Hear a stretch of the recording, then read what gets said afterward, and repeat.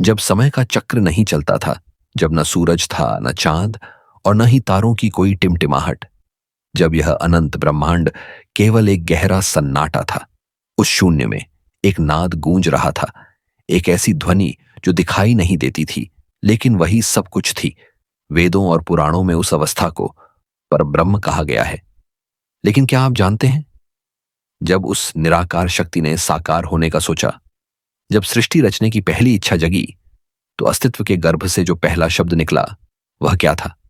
गरुड़ पुराण का ब्रह्मखंड एक अद्भुत रहस्य खोलता है। वह शब्द ओम का ही विस्तार था। वह शब्द था राम। आज की यात्रा इसी एक शब्द की गहराइयों में है। हम जानेंगे कि क्यों भगवान शिव, जो स्वयं महाकाल हैं, अपनी बंद आंखों में निरंतर इसी नाम को जपते हैं। क्यों भगवान विष्णु ने गरुड़ जी से कहा कि मैं राम नाम की शक्ति से ही जीवित हूं, और कैसे एक साधारण शिकारी और एक अनपढ़ व्यक्ति ने केवल इस ध्वनि के सहारे मोक्ष पा लिया। नमस्कार। हृदय को थाम कर बैठिए, क्योंकि आज हम राम नाम की महिमा के उस सागर में डुबकी लगाएंगे जिसका कोई अंत नहीं है।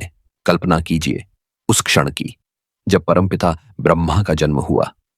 चारों ओर केवल जल था और घोर अंधकार। ब्रह्मा जी व्याकुल थे।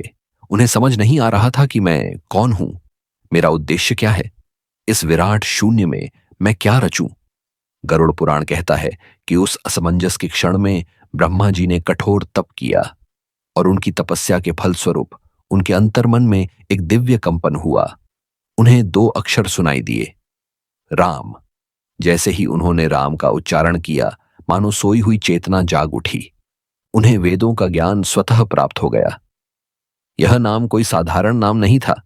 यह वह चाबी थी जिसने सृष्टि के ताले को खोला। श्री हरि विष्णु गरुड़ जी को समझाते हुए कहते हैं, हे खगेश्वर, राम नाम को तुम किसी व्यक्ति का नाम मत समझना। त्रेता युग में दशरथ नंदन राम के आने से करोड़ों वर्ष पूर्व भी यह नाम था। राम का अर्थ है वह तत्व जिसमें योगी रमण करते हैं, वह प्रकाश जो आत्मा को परमात्मा से जोड़ता है। संसार में लोग शिव की पूजा करते हैं, लेकिन कभी आपने सोचा है कि शिव किसकी पूजा करते हैं? एक बार माता पार्वती ने बड़े कौतूहल से भगवान शंकर से पूछा, स्वामी, आप तो त्रिपुरारी हैं, संहारक हैं, समस्त सिद्धियों के स्वामी हैं, फिर आप अपनी माला से किसका जाप करते हैं? किसकी शक्ति से आप हलाहल विष को कंठ में धारण कर पाए? तब भोलेनाथ ने अपनी आंखें खोली। उनके चेहरे पर एक अलौकिक मुस्कान थी। उन्होंने कहा, देवी, मैं उस महामंत्र का जाप करता हूं जो मुक्ति का एकमात्र द्वार है। वह नाम है राम। शिवजी कहते हैं कि यह दो अक्षरों का नाम राम समस्त वेदों का सार है। रा शब्द उच्चारण करने से मुख खुलता है, जिससे हमारे भीतर के सारे पाप बाहर निकल जाते हैं, और म शब्द उच्चारण करने से मुख बंद हो जाता है ताकि वो पाप पुनः प्रवेश न कर सके। सोचिए, जब स्वयं महादेव इस नाम के रस में डूबे रहते हैं तो इस नाम की सामर्थ्य क्या होगी? लेकिन प्रश्न यह उठता है, क्या यह नाम केवल देवताओं और ऋषियों के लिए है? क्या हम जैसे साधारण मनुष्य जो जाने अनजाने पाप करते हैं इस नाम का लाभ उठा सकते हैं? गरुड़ पुराण में भगवान विष्णु एक बहुत ही भावुक कथा सुनाते हैं। एक शिकारी था जिसका जीवन हिंसा और पाप में डूबा हुआ था। दया क्या होती है वह जानता ही नहीं था। एक दिन संयोगवश उसे एक संत मिले। संत ने उसकी आंखों में छिपी पीड़ा को देखा और कहा, वत्स, तूने बहुत पाप बटोरे हैं, अब इनका बोझ कैसे उठाएगा?